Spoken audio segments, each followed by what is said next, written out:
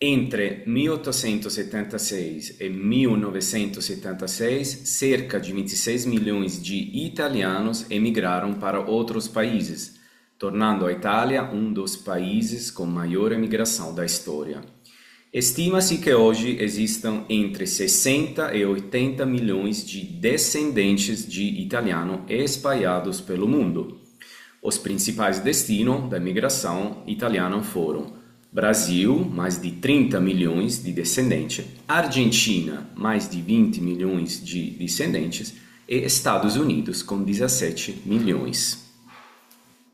Bene, avete capito di cosa parleremo oggi, quindi benvenuti a un nuovo video del canale Parla con noi. Io sono Gualtiero. E io sono Giovanni, benvenuti e benvenute.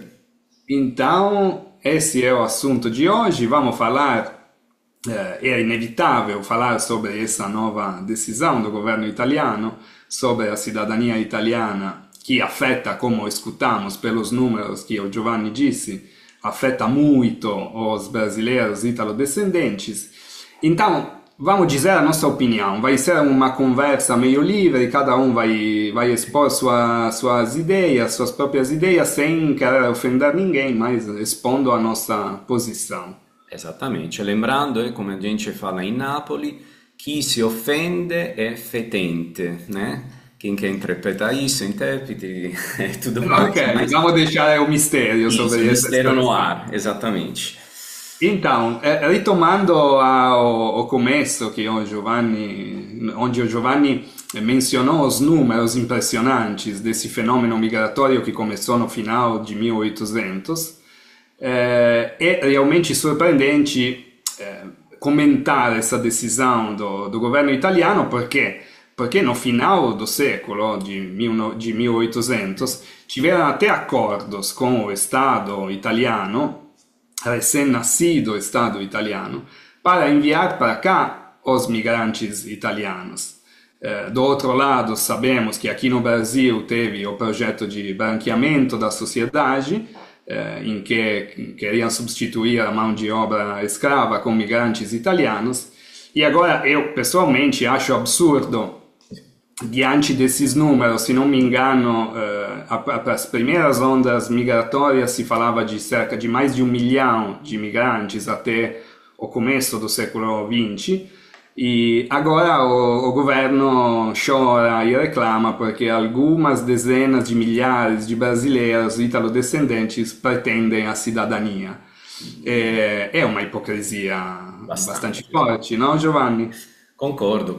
Assim, essa nova lei, na verdade, eu acho que surpreendeu, né, bastante. Assim, a gente aqui estava conversando, refletindo, e sendo que o Brasil, como vimos, né, nos números, foi um dos países, né, onde teve essa onda migratória bem forte. Claramente hoje, né, talvez seja o alvo, né, um pouco das consequências, né, dessa nova lei. Mas eu concordo com o Gualtiero, né, do que ele está falando, e hoje realmente a nossa ideia é de trazer para vocês o nosso ponto de vista, né, inclusive acredito que nós podemos considerar também imigrantes, né, a gente mora aqui no Brasil já há alguns anos, né, então somos talvez uma nova geração, né, de imigrantes, mas aqui estamos, né? Com certeza, e uma curiosidade para vocês que estão assistindo ao nosso canal, e esse vídeo eu vou contar que depois de vários anos que eu estava já aqui, descobri que minha bisavó nasceu no Brasil. Uau. Então, parte desse mesmo fenômeno migratório do qual estamos falando, minha bisavó nasceu em Carangola, Minas Gerais, e então os 3 avós vieram para cá, ficaram um tempo, alguns filhos nasceram aqui. Depois a 3 avó ficou viúva e decidiu voltar para a Itália, e a história da família continuou lá. Então, e falando disso, podemos dizer que, apesar das primeiras fases da migração italiana no Brasil, onde os migrantes, como sabemos, vieram para cá, eram a maioria camponeses, e vieram para cá e foram trabalhar nas lavouras de café, no campo em geral, ou como pequenos artesãos. Em geral, não foi uma primeira fase tão fácil para eles, mas foram bem acolhidos de forma geral. E sabemos muito bem que muitos italianos, grandes famílias se criaram aqui e grandes impérios econômicos. Os italianos contribuíram na edificação quase total da cidade de São Paulo no começo do século XX. E tem exemplos de grandes impérios econômicos. Podemos citar um monte de marcas com nome italiano aqui no Brasil. Lorenzetti, Bauducco, Miolo, não sei se tem mais. Se você lembra de mais alguma marca com nome italiano presente no Brasil, por favor, escrevano nos comentários. Deve ter um monte, né? O que você acha dessa presença italiana no Brasil, Giovanni? Ma è realmente una presenza muito forte, assim, eu falo pela minha experiência pessoal, assim, antes de vir aqui, né, de me mudar aqui, assim, sempre soube um pouco, né, dessa conexão Brasil e Itália, mas assim, eu acho que me surpreendi com realmente essa grande quantidade, né? Por exemplo, você comentou de São Paulo. São Paulo é realmente uma cidade baseada, né, nesse fluxo migratório, né, que houve. E é que é impossível, né, eu acho, hoje em dia tirar isso, né? Tipo assim, acho que é uma conexão tão forte e radicada assim que hoje seria absurdo deixar essas duas coisas, né, bem separadas, como um pouco acredito que seja o plano, né, do governo, né, na Itália. Então, assim, a presença da Itália na América do Sul, especificamente no Brasil e na Argentina, diria, é realmente algo impactante, né, que... Exatamente. Se vocês pensam, voltando aos números que o Giovanni citou no começo, que 60 a 80 milhões de ítalo-descendentes estão espalhados no mundo e 30 milhões estão no Brasil, os números falam sozinhos.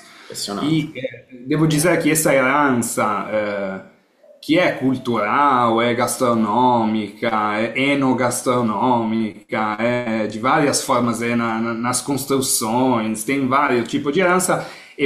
Hoje em dia talvez é forte, obviamente, na cidade de São Paulo, que porém é uma metrópole cosmopolita, onde os cidadãos são pessoas cosmopolitas, etc. E talvez seja mais forte nas pequenas comunidades, nas comunidades rurais, mais rurais hoje em dia no Brasil, mas é muito forte, talvez seja um pouco estereotipada, um pouco anacronística, mas, como Giovanni falou, nós italianos que viemos aqui e que não estudamos essa parte da história, pelo menos no meu caso, eu não estudei na escola esse fenômeno migratório, nos detalhes não estudamos assim por cima. E quando chegamos aqui, nos surpreendemos com essa herança, a toponomastica, os nomes das ruas no Brasil. Eu morei em 6, 7 ruas, se não me lembro, 4 ou 5 tinham nome de italiano. É vero.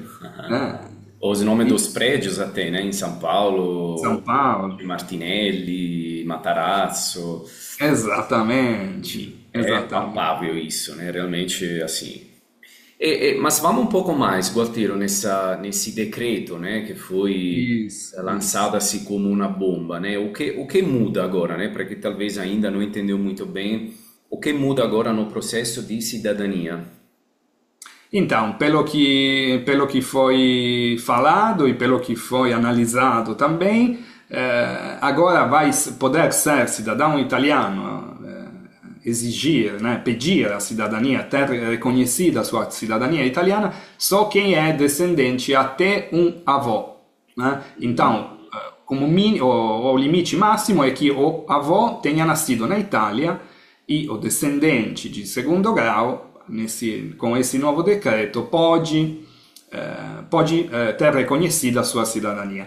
Lembrando que o decreto-lei na Itália é uma medida emergencial, que é adotada em casos de emergência. E nesse caso eu não vejo nenhum estado de emergência na Itália, onde tem brasileiros em bandos, correndo para cá e para lá e incomodando os bons cidadãos italianos. Não me parece que que tem esse problema, né, Giovanni? Neanche io, neanche io. É aqui mesmo que acho que a gente possa falar um pouco mais, né? Porque as motivações, né, que a gente recebe, nesse caso, né, desse decreto, são essas, mas realmente como cidadãos, né, assim como pessoas que são italianas, apesar de morar aqui, a gente sabe muito bem, como o Gualtiero falou, que não tem essa emergência. Então, talvez a ideia hoje seja entender um pouco mais, né, o que talvez, né, deixou o governo pensar em fazer isso, qual é o jeito de pensar, né, as motivações que poderiam ser as mais concretas, né? E, bom, inclusive a gente convida vocês comentarem aqui, né, no nosso canal qual é o Por ponto de favor. vista, né? Se você já ou não é cidadão da Itália, assim, mas o que você acha, né?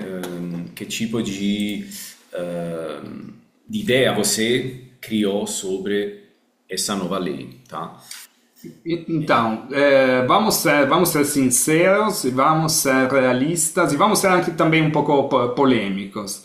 Sì, Então, vamos dizer que a Itália continua sendo um país, não quero dizer na sua totalidade, mas um país racista e um país xenófobo. Sobretudo mais xenófobo do que racista. Os racistas estão no mundo inteiro, talvez na Itália não tem mais do que em outros lugares, mas a xenofobia, ou seja, o medo do diferente, do estrangeiro, de qualquer lugar ele venha, isso sim é muito presente. Então non mi surpreendeu o fatto che un governo di estrema direita come o atual italiano, na onda do trumpismo, tenha proposto uma modificação tão importante da lei e non mi surpreendeu também que na coletiva de imprensa, nella conferenza stampa do ministro Tajani, ele tenha mencionado Brasil, Argentina e Venezuela. Venezuela é sempre bom citar, né? Está sempre na moda, como se diz nesses casos. E parece que alguém esqueceu, talvez o senhor ministro, que a maior colônia de italianos que foram para as Américas foi para os Estados Unidos. Agora, se um cidadão americano, por acaso, queira ter reconhecida a sua cidadania italiana, eu acho que para ele as portas são sempre abertas, né? porte spalancate. Exatamente. Então, talvez a cor da pele, nesse caso, né, tenha um certo Yoga, significado. sì. Se posso acrescentar uma ideia, não, uma ideia não, mas o que eu acho sobre isso, concordo. E desde que eu comecei a viajar, alguns anos atrás, eu me reparei sobre uma coisa importante, né? Que infelizmente existem turistas ou viajantes de série A, de série B, de série C e continuando até muitas outras séries. E isso é uma coisa que infelizmente existe e que eu acho está condicionou o que o Gualtiero acabou de falar, nessa medida, né? Com dados na mão, né? De repente o governo viu que a maioria, né, das pessoas que estavam pedindo a cidadania tinha um certo perfil e não outro. Com certeza, se fossem pessoas dos Estados Unidos, do Canadá, até da Austrália, provavelmente ninguém ia pensar, né, em mudar essa lei.